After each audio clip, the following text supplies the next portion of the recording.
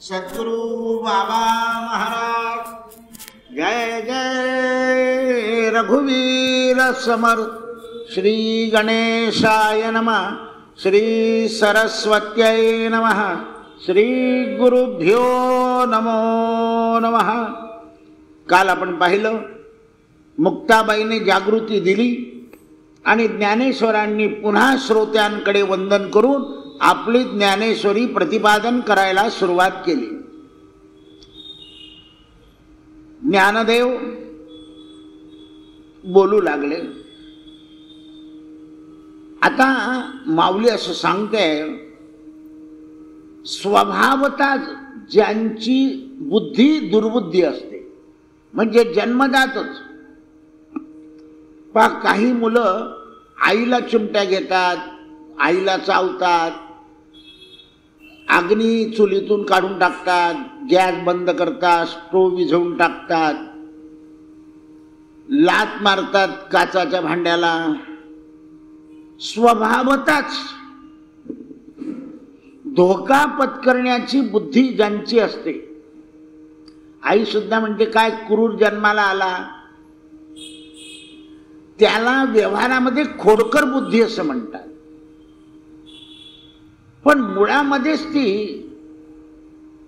काही ज्ञानी लोक त्याला विघ्न संतोषी बुद्धी म्हणतात, पण ती मुळात दुर्बुद्धी असते। जन्म म्हणजे वर्षकाला वाचून अकाली आलेले मेघ जसे त्रासदायक, म्हणजे पावसाळा नाही, आता परवा आकाशात ढग होते, कसे होते ते, अकाली आणि त्रासदायक।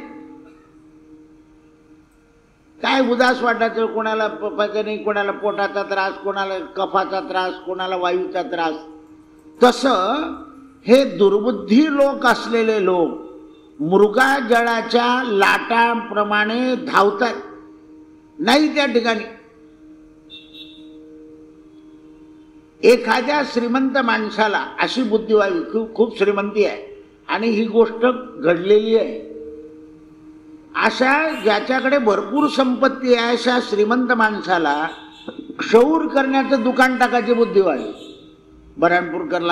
बऱ्हाणपूरला एक नामवंत वतनदार होते, त्यांची बिल्डिंग एवढी होती तर 6 महिने चोर तिथे राहिला, त्याची बायको बाळंतीण झाली जेव्हा बोंब फुटली। यांनी 14 न्हावी हाताखाली ठेवून दुकान टाकलं होतं आणि काहीच गरज नव्हती, एकही संतती नव्हती।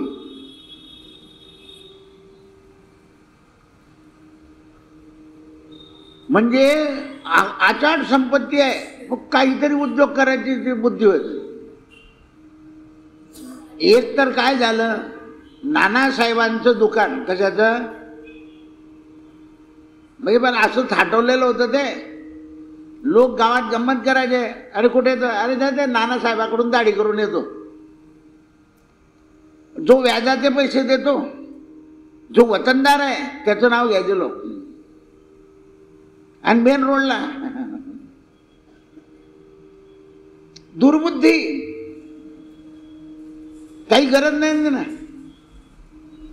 हाताखालच्या माणसाला सांगितलं असतं की तू बैस, तर ती गोष्ट, पण हे बसायचे गल्ल्यावर।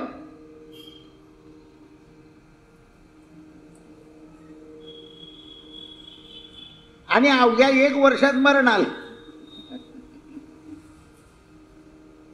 अशी जी ज्या लोकांना दुर्बुद्धी असते, जसा एखादा गर्भश्रीमंत मनुष्य, त्याच्या शेतात मेथीची भाजी आहे म्हणून त्याने मेथी विकत बसायचं रस्त्यामध्ये, लोक हसतात। माणूस बसला तर कोणी बोलणार, अशी जी दुर्मती होते काही लोकांना। बरं त्यांना अशी काय होते, तर वाया जाण्यापेक्षा पैसा मिळाला पाहिजे। अरे श्रीमंत माणूस म्हणतो, नाही विकली गेली ना, म्हशीला खाऊ घाल, खाऊ दे माझ्या म्हशीला, तो श्रीमंत आहे। पण 12 रुपयाच्या लोभाने जसं हरिण मृगजळाच्या मागे धावतं, तसा हा 12 रुपयाकरता ते रस्त्यात बसला। वर वाटून दिले असते तर नाव झालं असतं की आज नानासाहेबांनी कोथिंबीर फुकट दिली, नावही नाही, नाव गेलं। काही लोक नाही कढीपत्ता देत नाही शेजारी बाजारी. बरं झाड असं त्यांच्या नशिबाने ते झाडाला इतकं असतं की वाया जात. मग लोक काय करतात, ते झोपले की वरपून घेतात. पुन्हा शिव्याचा लल्लाट सुरू.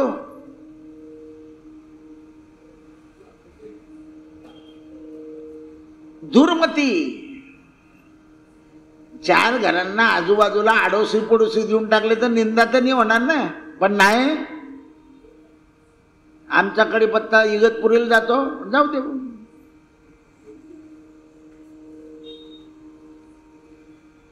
पूर्वी लोक 10 घरात वानवळा पहिल्या कैऱ्या देऊन द्यायचे, पहिले आंबे देऊन द्यायचे, वाटून द्यायचे. कारण मृगजळाच्या मागे धावणारे लोक नव्हते. दया आणि प्रेम याच्यानं ते परिपूर्ण भरलेले होते. असे दुर्मती लोक, त्यांना मोह काय करतो, फसवतो. मातीसारखे दिसणारे घोडेस्वार जादूगार ज्याप्रमाणे लोकांना भुलून टाकतो, मातीचे घोडे करतो आणि ते असे नाचवून दाखवतो. आता मातीचे घोडे नाचत नाही, पण तो नाचवतो कारण तो जादूगार आहे. नजरबंदीने दागिने दाखवतो. त्याप्रमाणे हे दुर्मती लोक आपली मोहक आकृती कधीच सोडत नाही.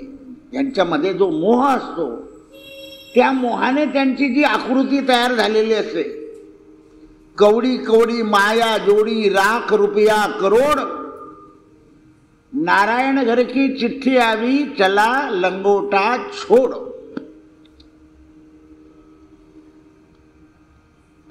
त्या दुर्मतींचं आयुष्य म्हणजे शेळीच्या गळ्याखाली, बकरीच्या गळ्याखाली असे 2 स्तन असतात, खाली 4 असतात, पण गळ्याच्या खाली असे 2 लोमकणारे गोळ असतात बकरीच्या. सगळ्यात बकऱ्यांना येत नाही ते. पण ते काय असतं, ते त्याला दूध येणार आहे का? गळ्याच्या खालच्या लोळ्याला दूध येणार नाही. दूध काखेतच येईल, पण त्या बकरीला त्याचं ओझं होत. काही उपयोग नाही ना. बरं, शोभेच्या ऐवजी अशोभा आहे. त्याप्रमाणे निरुपयोगी स्तन दुर्बुद्धीचे आयुष्य म्हणजे पृथ्वीला मनुष्य भारभूत होतो. ज्या लोकांना अशी दुर्बुद्धी होते ते भारभूत होतात. दुसरं उदाहरण दिलंय, माकडांनी नारळ तोडावे, कारण इतके वरती कोणालाच चढता येत नाही, कशाला काढावं. माकड कुठे उडे मारतो, हे सगळे नारळ तोडले आणि एका ठिकाणी गोळा केले आणि त्या नारळावर बसून राहिले. कारण त्यांना नारळ फोडता येत नाही, खाता येत नाही, पिता येत नाही. फक्त नारळाचे मालक.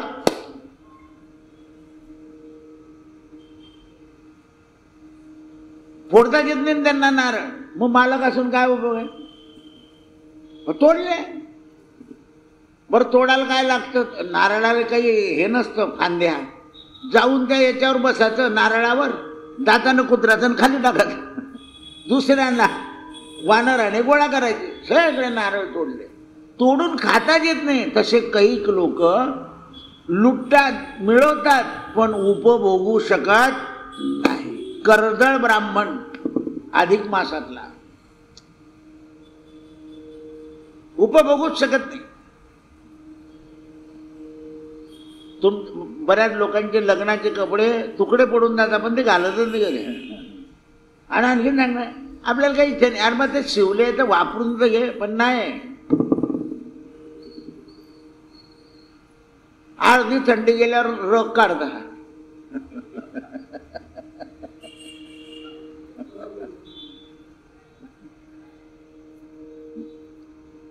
त्यांची जी मती आहे ना, ती मती अशीच असते. घरात शाल असून गोधडी अंगावर घेऊन बाहेर निघतात. कशाचं भानच नाही. त्याप्रमाणे कापसाचे बोंड खूप लागले, म्हणजे काही बोंड, पण त्याला कैरीच येत नाही. शेवटी काय करतो शेतकरी? काय कराल आता? काल कोणीतरी मला सांगितलं ना, आमची कपाशी दादा छातीबरोबर होती म्हणे. कैऱ्या खालून पाहतो वरतून, पण फुटाचं नाव नाही, कैरी फुटलीच नाही. इकडच्या भाऊची फुटली आणि इकडच्या भाऊची फुटली, पण या मधल्या भाऊची जशी तशी कैरी राहिली. काय म्हणजे शेत सारखे.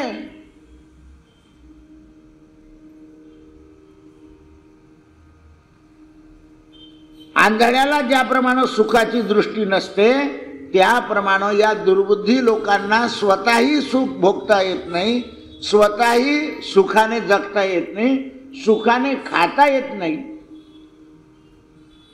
एखादी बाईला वाढता वाढता घाई होऊन जाते, मिठाचं भांड दिसत नाही, तर सरळ सांगायला पाहिजे ना, ते तुझ्या पायाच्या जवळ आहे. तिला फुटकी म्हणून सांगायचं की तू फुटके तुला दिसत. त्या बाईच्या वाढामध्ये मन लागेल. काय बोलता, संतापामध्ये काही आवरलेच जात. दुर्मती आहे. एखाद्या वेळा माणसाचं भान नसतं तर आठवण करून द्यायला पाहिजे. जेवताना गमतीने आठवण करून द्यावं, क्रोधाने बोलू नये. लग्नामध्ये खुनेने आठवण करावी, ओरडून बोलू नये. कोणाला माहिती आहे पिनकोड नंबर, हे पासवर्ड नंबर आहे, कुठे काही बोलता. लग्नामध्ये सुद्धा धावत जाऊन कोणाला मोठ्याने अरे माझा हो इकडे, अरे लग्न आहे ना. बऱ्याच लोकांना कळत नाही. समारंभामध्ये कसं वागावं, घरात कसं वागावं, होम सायन्स काढावं लागेल काही दिवसांनी.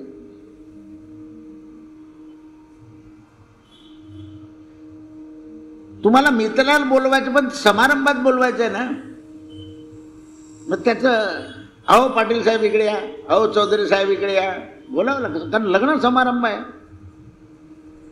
तुम्ही त्याला भले मित्रत्वात उल्फत्तू म्हणत होते, उल्फत्तू इकडे आहे, पण लग्नात मात्र उल्फत्तू शब्द वापरायचा नाही.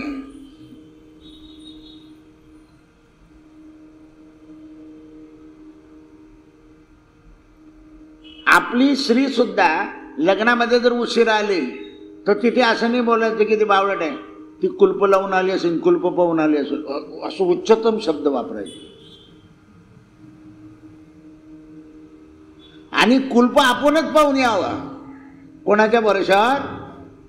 याला म्हणतात हुशारी. ज्ञानेश्वर माऊली म्हणजे ज्यांची दुर्बुद्धी असते ते असंच करतात. ना लग्न पाहत, ना समारंभ पाहत, ना घर पाहत, ना जेवण पाहत, ना सुने समोर पाहत, ना पुत्रासमोर पाहत, ना राज. काय ज्ञानेश्वरीमध्ये शिकवलेलं आहे. आणखीन एक सांगतात, दुर्मती लोक मूर्तीपूजेचा आश्रय घेतात म्हणे, नुसता आश्रय घेतात. आता धारदार शस्त्र आहे, लहान मुलाच्या हातात जर दिलं तर त्याच्याने संकटाची कल्पना करायची गरज नाही, ती संकट येईलच. म्हणून मुलाला असं सांगू नये की सुरी आणून दे, लहान मुलाला नाही, हात लावू नको रे सुरीला. आपण उठून जाऊन किंवा जाणत्या माणसाला सांगावं शस्त्र आणून दे. आता त्यांनी सांगितलंय, चरित्रहीन माणसाने बीज मंत्राचा अट्टहासाने जप करू नये. हल्ली काय झालं, कोणताही मंत्र मार्केटला लगेच येतो. मंत्राचे यंत्र निघाले. कारण ते जर नियम पाळत नसतील तर त्या मंत्र त्यांना अधःपतनाला कारणीभूत होतात. अधःपतनाला कारणीभूत होतात. आता काही सात्विक देवाची पूजा करणारे असतात, काही राजसी असतात आणि काही आसुरी देवाची पूजा करणारे असतात. आता आसुरी देवाची पूजा करणारे जे आहे ते कामना मूर्ती बनवतात की त्या मूर्तीपाशी कामना पूर्ण झाली पाहिजे. आणि अशा लोकांच्या चित्ताला कधीच शांती मिळत नाही. ज्यांच्या मनात कामना असते, कामनापुरती, कारण ते मूर्तीपूजा करतात, पण पूजा करताना इकडे तिकडे पाहत राहतात. देवाची पूजा करताना आपल्याला दक्षिणा देणारा कोण येईल तो आला का नाही त्याच्याकडे पाहत राहतो. किंवा आपण मूर्ती पूजा करतोय, लगेच सांगायचं ठाकरे आता तो साधन आहे. घरातली देवपूजा करतोय आणि बाहेरच्या लोकांना दाखवतोय. देऊळ हे कसं भक्तांना दर्शनास योग्य आहे, म्हणून देवळाचे नियम वेगळे. आणि आपले घरचं पूर्वी लोक आपले देव कोणाला दाखवायचे नाही, झाकून ठेवायचे, पडदा लावून ठेवायचे. आता तर प्रदर्शन झालंय देवाचं. मग ते एक दुसरं सांगतं हे तुमचं चुकीचं आहे, ते सगळं आपल्या परंपरेचा घोटाळा करून टाकतं.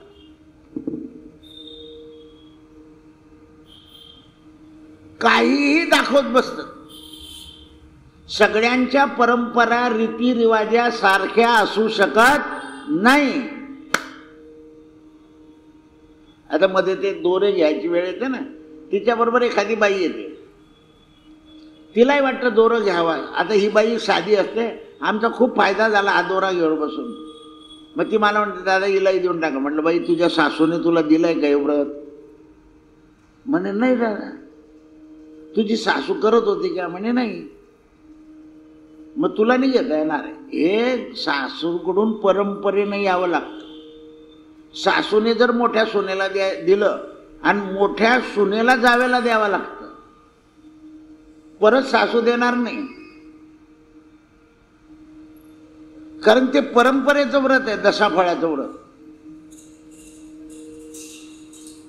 आणि ती जी घेते ती सांगते करशील का तर घे, नाही तर नको घेऊ. मग ती तिच्यापेक्षा लहान डावलं तसंच बोलते, करशील का तर घे, कारण ती परंपरा आहे. नाही होणार असेल तर मला कळून दे, मी करून घेईल. तर ते परंपरेनं आहे, कारण ते प्रदान केलेलं आहे. काही बाय आमच्या त्या लाईनीतल्या आला की नाही नाही मी करीन दादा, तुझ्या सासूला फोन कर. मग ती सासू सांगते आपल्या आजोबाकडे त्याच दिवशी मेले होते म्हणून बंद पडलं. म्हटलं खंडित झालं, जा घरी. माझं केव्हा सुरू होईल? म्हटलं एक तर आपल्या दारापुढे गाय नाही, गायला गोरा झाला तर सुरू होतं. तुला 2 पोरं होऊन गेले, आता उद्याचे नाही, आता सुनेला होईल तेव्हा पाहू म्हटलं. असं आहे ते. पूर्वी काय करायचं, भाऊबंदीत कोणालाही झालं की व्रत सुरू होऊन जायचं. आता 2च भाऊ, दोघांनाही एक एकच. मग ते कसं काय चालू होतील व्रत? आता व्रत चालू व्हायचे नाहीये. व्रत परंपरा आता अर्धताळी व्रत येतील.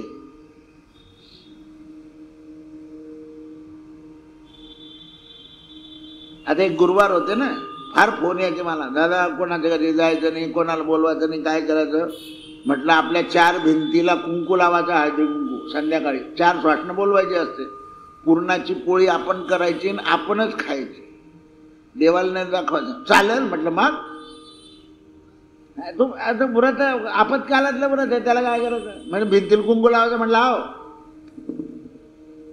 कारण भिंत सुद्धा श्वासनं आहे. ती आपलं काय करते, घरातली श्वासनं जसं स्वयंपाक करते तशा 4ही भिंती रक्षण करता, म्हणून त्या श्वासनी आहे.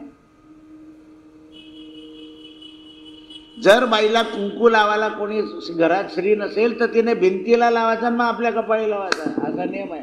आम्ही म्हणे चिगटपट्टीने भिंतीला चिटकवून देतो.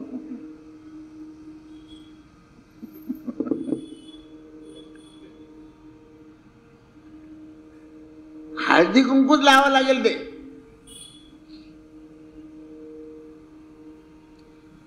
म्हणून ते म्हणतात लोभ आणि मोह इतके अनावर झालेले असतात की त्यांना सगळं जग जरी उपभोगाला मिळालं तरी त्यांचं मन शांत होत नाही. कारण जे हिंसक लोक आहे, जे कामना करून मूर्तीची पूजा करतात, देवा भरपूर दे, दे भरपूर, अरे कितीक दिल देव, आपलं जेवढं संचित आहे तेवढंच मिळत असत. नाही नाही नाही नाही, जास्ती मंगळवार करा, जास्ती अमुक करा. नाही बाबा, एकच मंगळवार कर, एकदाच म्हण, असं मनात नाही आणत. जे मिळालंय ना ते शांततेनं अनुभवता आलं पाहिजे. अहो, या लोभापायी माणूस हल्ली पोटभर जेवत नाही वेळेवर. दुकानामध्ये डबा जातो, मालक 3-3 तास उशिरा जेवतो. नोकरांना हे पैसे घ्या, खाऊन या रे, ते खाऊन येतात, पण हा तसाच राहतो. कारण त्याला मागे बसून जेवायचं, मिळत नाही जेवायला. आता हे पोरं काम करताना 9 ते रात्री 9, लाईट गेली की ते म्हणतात खायला पण वेळ नाही पोरांना. बिकट परिस्थिती आहे. कारण काम, कारण मिळतो दाम. तुम्ही काम करू नका लगेच, चला रिझाईन, जाओ. बिकट परिस्थिती आहे. मग ज्या लोकांना यांचा स्वभाव असा असतो, हे हिंसा करतात, त्यांना कुकर्माची सुद्धा भीती वाटत नाही आणि सत्कर्माची आवडी राहत नाही. मूर्तीपूजेच्या वेळा मात्र लोकांच्या डोक्यात धूळ ठुकून आपला मुखवटा चांगला करून पूजा करतात. आणि महादेव पावतो, याला नमस्कारा, इतक्या लोकांना पोरगा झाला.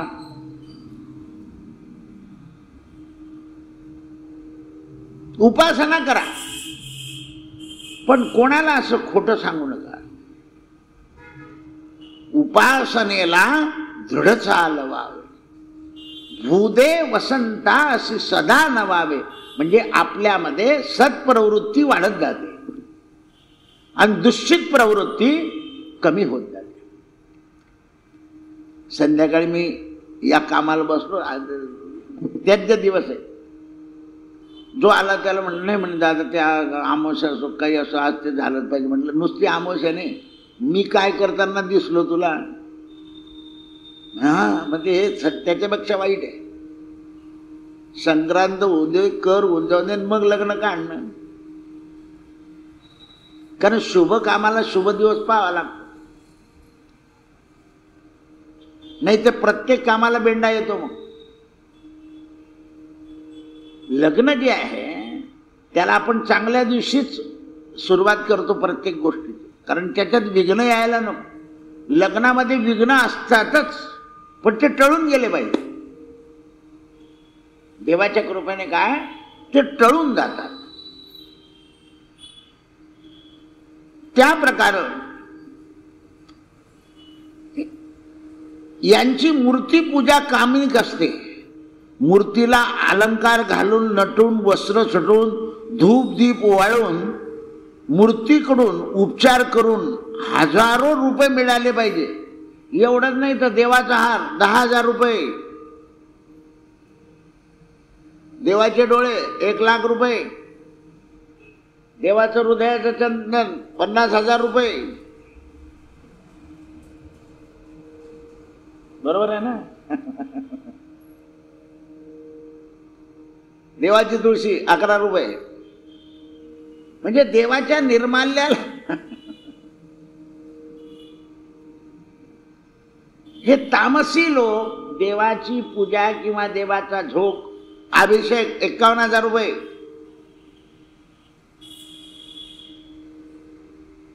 हे लक्षात आलं पाहिजे.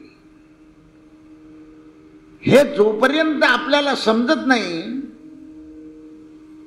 तामसी लोक याला वेगवेगळे रूप देऊन टाकतात.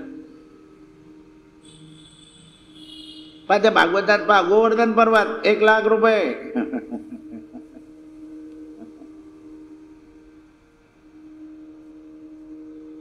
भागवत सप्त्यामध्ये ज्याच्याकडे कथा असते ना, त्याला मला आधी सूचना द्यावी लागते. तुला नातेवाईकांनी आहेर आणले तर यायचे नाही, कारण आपल्याला लोकांना जेव घालायचंय आणि भागवत झाल्यावर कोणाला आहेर पण द्यायचं नाही. मग हळूच ती बाई विचारते, जावायला बी नाही? म्हटलं बोलवूच नको, न आलेला बरा, मुलगी त्याहून न आलेली बरी. कारण ते काय करतात, त्यांचंच करत बसताना आपल्याला फाटा फोडतात. मी 8-10 ठिकाणी लोकांनी माझं ऐकून त्यांना बोलवलं नाही. हा म्हटलं तिच्या सासूला आणि सासऱ्याला बोलून घे, कारण ते काही अधिकपणा करत नाही.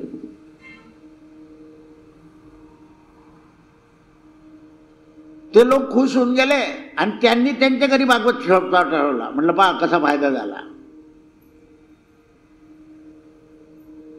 कारण आपल्याला वाटतं हे ऐकून भलं होईल यांचं, त्यांचं ऐकायचं नाही त्यांना. ते सुरू झालं की मी आलं याला भेटून येतो की गेले ते दोन्हीचे दोन्ही. आपण काही बोलू न शकेन, काही ना करू. म्हणून समव्यवसायी श्रवणाला आम्ही समवयी श्रवणाला घेऊन बसावं. समवयी, आता मी तिकडे एका ठिकाणी भागवत सप्ताह केला होता ना, ते तिथे त्यांचे मेहुणे होते. ते बरोबर 7 दिवस, पण 8व्या दिवशी त्यांना अशी अडचण आली की काही बँकेचं होतं, त्यांना जावं लागलं. पण म्हणे दादा तुम्ही धुळ्याला येऊन कथा सांगाल का? म्हटलं बाबा माझी कुलस्वामीनी, मला कधी मिळाला चान्स मी जरूर येईल. म्हणे मग तुमची जायची सोय करेल. म्हटलं करा, मी रात्री परत येत जाईल, सकाळी निघालो की धुळ्याला 2 तासामध्ये माणूस पोचतो. तुम्ही 11 ते 4 अशी वेळ ठेवा. इथून आपण जेवण करून गेलो, कथा केली की संध्याकाळी जेवायला घरी. काळ वेळ संपून गेली, कथा राहून गेली, हे मध्ये घुसून गेलं सगळं. म्हणजे नाही तर मे महिन्यात तिथे कथा होणार होती धुळ्याला. लोक कामना करून करून या मूर्त्या सजवतात आणि घडामोडी करतात. तऱ्हेतऱ्हेच्या काळज्या आणि चिंता आपल्या मागे लावून घेतात आणि ममत्व बुद्धीने देवाला सुद्धा बांधून टाकतात. मग त्या ठिकाणी गर्दी होते, मग खोटा व्यवहार होतो आणि मग अपकीर्ती होऊन जाते. अपकीर्ती होऊन जाते. आता हे सगळं ज्ञानोबांनी समाजाला समजावून सांगितलं. म्हणजे कोणाला सांगितलं? देवळातल्या पुजाऱ्याला सांगितलं, देवळातल्या ट्रस्टीला सांगितलं, देवळात येणाऱ्या लोकांना सांगितलं की तुम्ही असे काही भगिनींच्या मनात काय येतं, तिने केलं की आपण करायचं. आपली परिस्थिती आहे का, आपल्याला वेळ आहे का, आणि आपलं वय आहे का, या 3 गोष्टी लक्षात घ्यायच्या. नाही तर दुसऱ्याचं पाहून आपण तशी हे करायला गेले की पंचायत होऊन जाते. तरुण वयाच्या लोकांना सगळ्या गोष्टी जमून जातात, मध्यम वयांना अडथळे येतात, म्हातारपणी फजिता होते. म्हणून तो करतो म्हणून आपण नाही करायचं. आता एखाद्या म्हातारने सांगितलं की मी सुद्धा असं 101 फेऱ्या घालत बसेल, पंचायत होऊन जाईल. 1 मारले की बसून जायचं आपलं गुच्चूप. असं आहे ते. कारण हे सात्विक माणसाला जमतो. राजसी आणि तामसी म्हणतात काय नाही होणार, देह जावो अथवा राहो, राम मंदिरात पडो. म्हटलं ठीक आहे, दुसऱ्या दिवशी येणं बंद.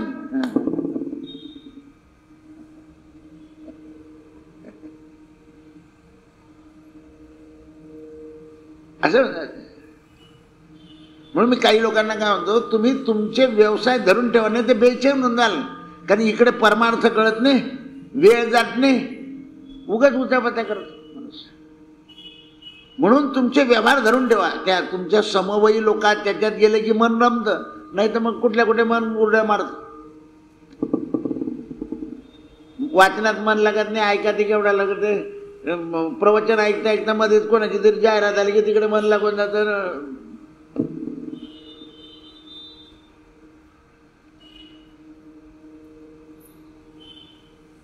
म्हणून ते म्हणतात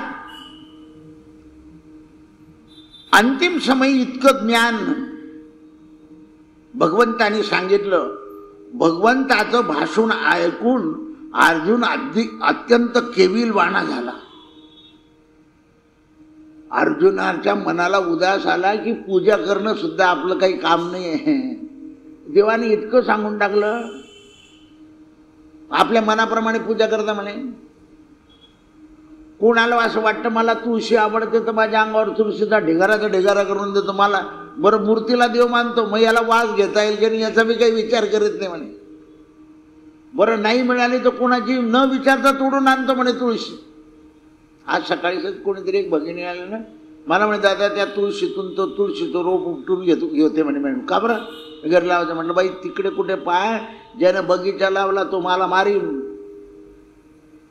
त्याच्या 6 तुळशी आहे तिथे. यांना म्हटलं पटकन त्याला जाळी लावा, कोणी लावत नाही.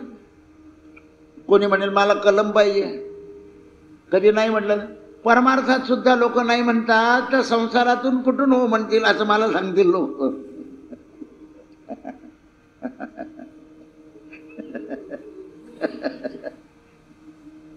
लक्षात घ्या, लोकांची बोलायची उत्तर ठरलेली असते.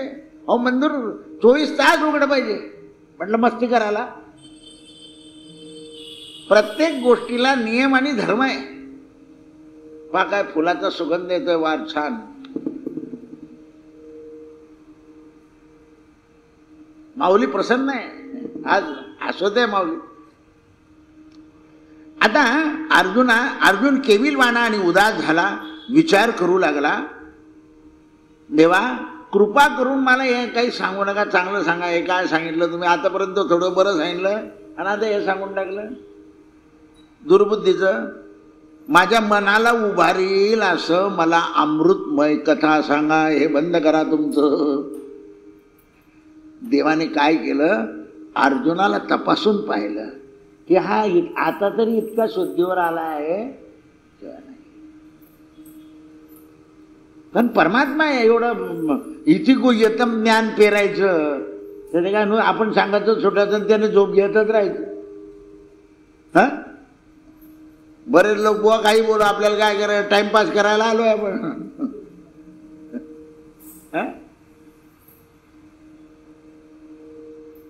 भगवंताला भगवान प्रत्येकात द्या. अर्जुना हे गुह्य आहे, मी सांगतोय तुला, तू कोणाला सांगू नको. म्हणून लोक भागवताची गोष्ट सांगून देतात, पण भगवद्गीता कधी ज्ञानेश्वर विचारले नाही भाऊ मला नाही सांगता येणार. म्हणजे का बरं? गुह्य आहे. आमचा चारू लगेच ऑनलाईन लावून देतो कोणाला, भाऊ ऐकून घे. गुह्य ज्ञान आहे. ज्ञानेश्वर म्हणजे काय आहे?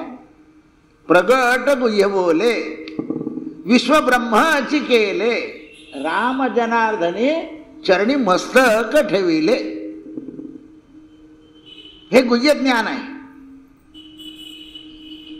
आपल्या कमरेवर खेळणारे आपले 2 हात ठेवी भगवान श्रीकृष्ण हसले. हे दोन्ही हात जे होते ना असे सोडलेले असे कमरेवर ठेवून घेतले आणि हसले परमात्मा.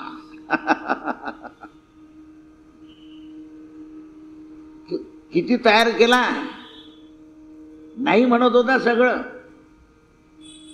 आता काही लोक म्हणतात एवढा जर अर्जुन ना ठरवतो देवानं त्याचा मुकुट काढून त्याच्या डोक्यावर असा हात ठेवला पाहिजे. तयार करा म्हटलं तसे होत नाही ना हो. आम्ही तर कुरवाळून थकून गेलो, पण कोणी ऐकत नाही. तो म्हणतो कुरकुरे खाऊ घाला.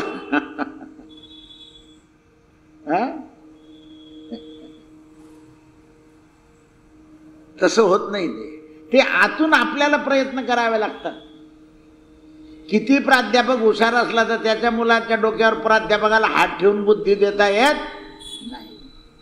त्याला शिकावंच लागतं.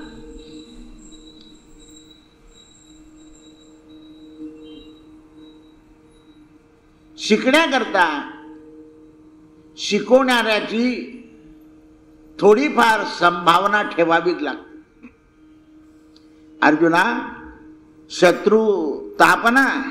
शत्रूचा निपात करून त्रस्त जीवांना शांती मिळवून देणे ही वीर युद्धाची पूजा आहे. तुझ्यासारखा क्षत्रिय मंदिरात बसून पूजा करायला नको. तू विरुद्ध आहे. तू समाजाला ताप देणाऱ्या लोकांचा नाश करून जे सज्जन लोक आहे त्यांना शांती प्रदान करणं ही तुझी पूजा आहे. शेतकऱ्याला तुम्ही सांगाल की सकाळी 1.5 तास पूजा करत बस, नाही, त्याच्या बैला गाईंना पाणी पाजणं हे त्याची पूजा आहे. आणि शेतात गेल्यावर मोठ नाडा दुस्सा नाडा नाडा माझे पंढरपूर हे करणं त्याची पूजा आहे. म्हणून माणसांना बाहेर पाठवण्याकरता बाईने जय्यत तयारी रात्री करून ठेवावी, म्हणजे माणूस 8लाच बाहेर पडतो. नाही तर मग 11:45 जातो. तोपर्यंत 28 राई चालले दादा. तो उठत नाही तोपर्यंत नाश्ता तयारच ठेवायचा. काय करू विचारायचंच नाही. हे आहे काम निघा. जास्ती आवडीची सवय लावली की मग सवड करतो माणूस. आणि दुकानात पोहोचल्यावर फोन करा मी पोहोचलो म्हणून, नाही तर मध्येच कुठे हिरवं स्टेशन लागून जाईल. कारण त्याच्याशिवाय ते कर्म घडत नाही. मुलांना सुद्धा सवय लागली पाहिजे की सरळ घरी या आणि मग बाहेर जा, तेव्हा घराची परंपरा टिकेल. मुलीला सुद्धा क्लास सुटल्यावर घरी येऊन मग मैत्रिणीच्या घरी जायला सांगायला पाहिजे, परस्पर नाही. पण कोणी सांभाळायला तयार नाही. आध्यात्मिक आनंदात रमणारे संत आणि निष्ठावंत क्षत्रिय यांच्यामध्ये फरक नाही आहे अर्जुना. म्हणून विषय दिला त्याने, योद्धा आणि संत यांचं साम्य सांगितलं आहे भगवंताला. योद्धा आणि संत यांच्यामध्ये साम्य आहे. कोणी मोठा आणि कोणी लहान नाही आहे. संत आणि योद्धा या दोघांकडे पाहण्याचं समाधान मला झालं पाहिजे. मी जगाच्या संसाराची चिंता करत नाही, पण जगाचा नाश होऊ नये याचा विचार करतो. अर्जुना लक्षात ठेव, दृष्ट माणसांकडून जगाचा नाश होतो, म्हणून दृष्टांचा नाश करणं हे क्षत्रियाचा मोठा धर्म आहे. परित्राणाय साधूनां विनाशाय च दुष्कृतां धर्म संस्थापनार्थाय संभवामी युगे युगे. हे वचनाला सत्य करण्याकरता मला अवतार धारण करावा लागतो. योद्धा आणि संत हे दोन्ही प्रकृती रूप मायेला आनंदाची भरती आणतात.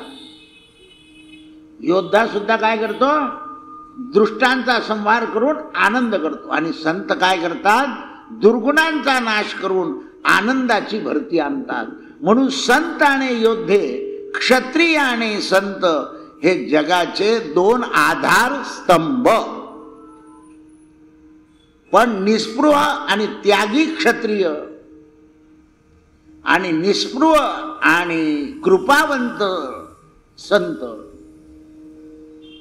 यांची आज गरज आहे. राजवैभवामध्ये लोळणारा क्षत्रिय नको आणि राजवैभवामध्ये लोळणारा संत नको.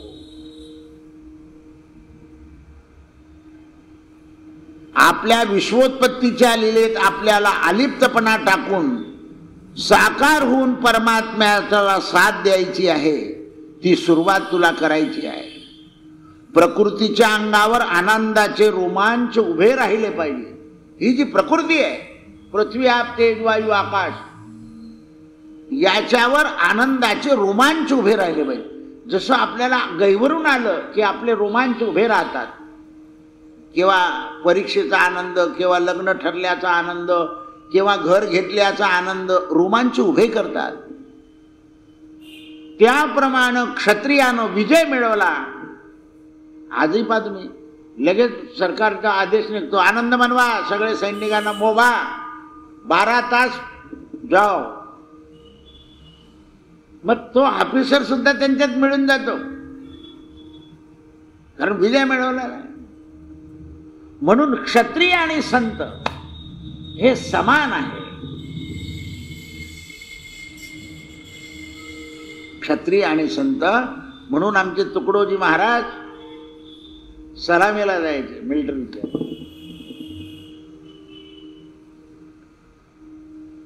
संताचं संत पण क्षत्रियाशिवाय राखलं जात नाही. लोखंडाची जरी तलवार केली तरी तिला रेड्याच्या चामड्याचं कव्हर करावं लागतंच.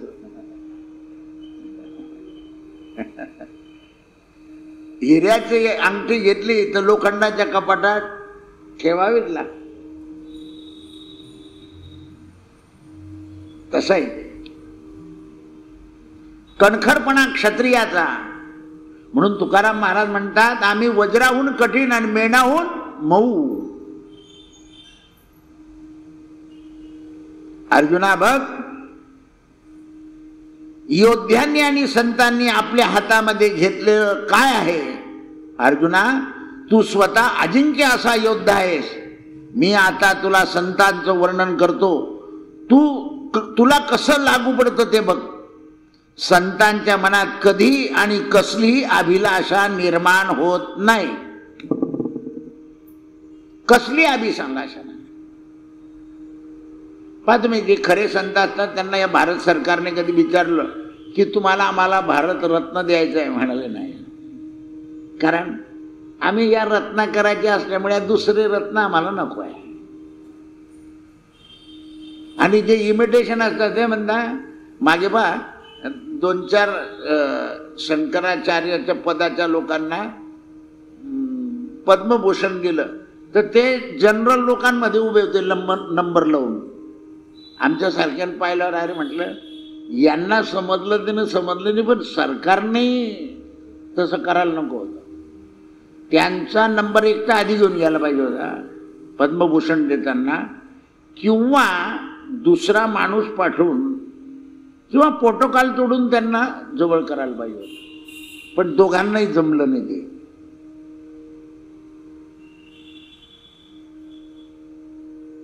म्हणून ते खरे असताना ते म्हणतात, माझी प्रकृती अस्वास्थ आहे. मोठं कारण आहे.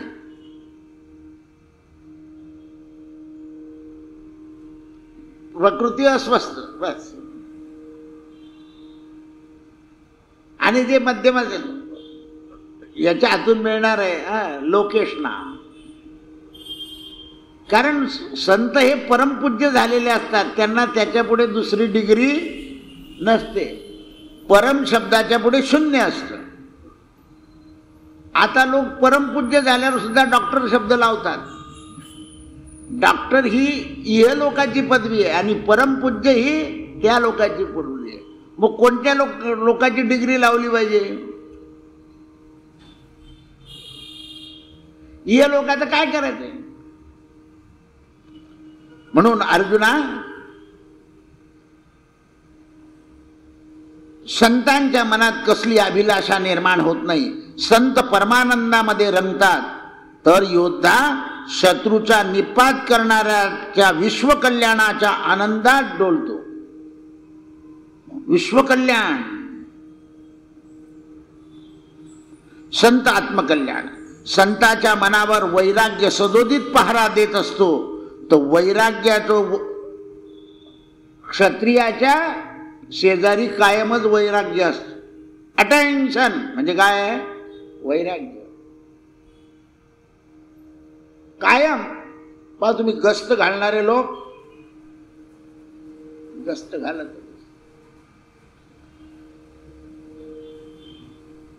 गस्त घालणाऱ्याचा संदेश घेणारा दुसरा असतो. गस्त घालणारा संदेशाकडे सुद्धा पाहणार नाही, तो संदेश घेईल काय पुढचा हुकूम आहे.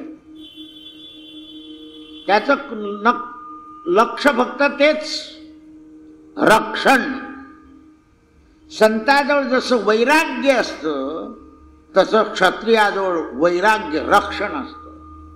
तो फक्त स्वतःचं वैराग्य नाही तर विश्वाचं रक्षण करतो. संत आणि योद्धा कसं पटवत आहे अर्जुनाच्या मनामध्ये. म्हणून संताला यदा कदाचित क्षत्रियानं वंदन नाही केलं तर राग मानायचा नाही. म्हणून अधिकारी मनुष्य वाकला नाही ना तर संतांनी कधी बोलायचं नाही, कारण तो त्याच्या नियमात आहे.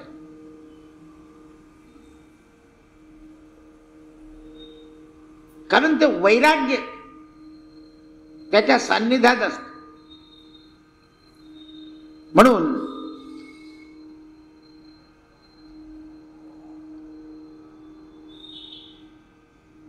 कुठेही सुखाची जागा नसल्यामुळे तो विनवेद पहारेकरी संताच्या मनाच्या देवढीवर पडून राहतो.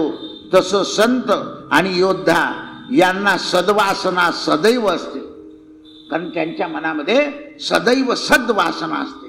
त्याला विजयच पाहिजे असतो आणि याला भगवंतच पाहिजे असतो.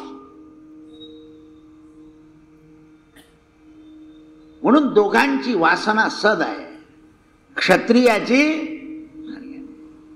म्हणून ते आता परवा काही लोकांनी सांगितलं ना, आम्ही जगाकरता उत्पन्न करतो, आमच्या पोटापुरताच उत्पन्न करत नाही म्हणे. आम्ही जगाला उत्पन्न वाढवण्याकरता आम्हाला शेतीमध्ये जास्त पाहिजे. बरोबर आहे ना, त्याच्याशिवाय जग कसं काय पोचलं ते. धान्याचं उत्पन्न कमी झालं, लोकसंख्या जास्ती असली तर पुरणार नाही. म्हणून शेतकरी सुद्धा सकाम नाही आहे. देवा भरपूर पिकू दे याचा अर्थ तो लोभी नाही, कारण त्याच्या पोटाला लागण्यापेक्षा आणखीन त्याला जगाला द्यायचं आहे. म्हणून त्याचा घोडा 22 किलोचा आलाच पाहिजे केळीचा. म्हणून त्याने माझ्या घोड्याला 22 किलो वजन यावं हे काही लोभ नाही येतो त्याचा, कारण त्याच्यात जग व्यापलेलं आहे. पाक कांदा कमी झाला तर काय होतं, लोकांना मिळत नाही.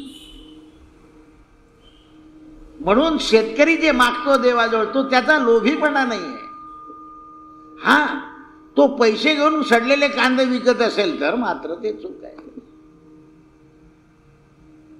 क्षत्रिय खोट्या गाडी सोडून पैसे घेऊन सोडत असेल ते खोटं आहे, आणि संत पैसे घेऊन परमार्थ करत सांगत असेल तत्वज्ञान तर ते मात्र खोटं आहे. खरं काय आहे ते बघा. संताच्या आणि योद्ध्याच्या मनात सुविचारांच्या बागा फुललेल्या असतात. त्यांना बाहेरच्या बागाची गरज नसते.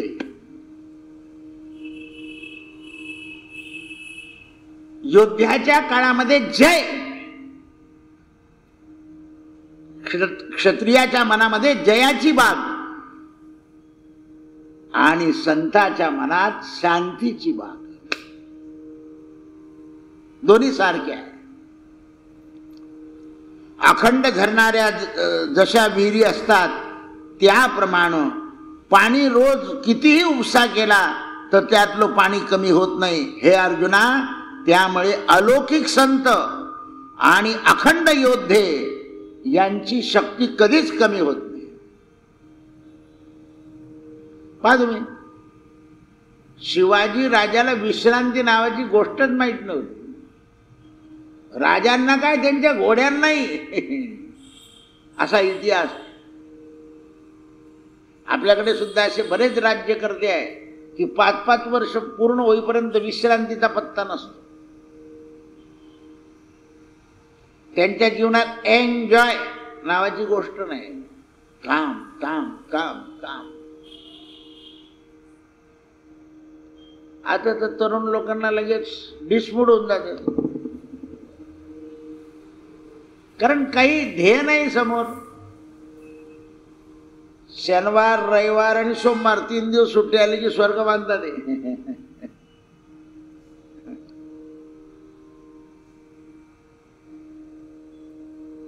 म्हणून ते म्हणतात, अर्जुना, युद्ध आणि योद्धा म्हटलं की तू संकोचला असं मला वाटतंय.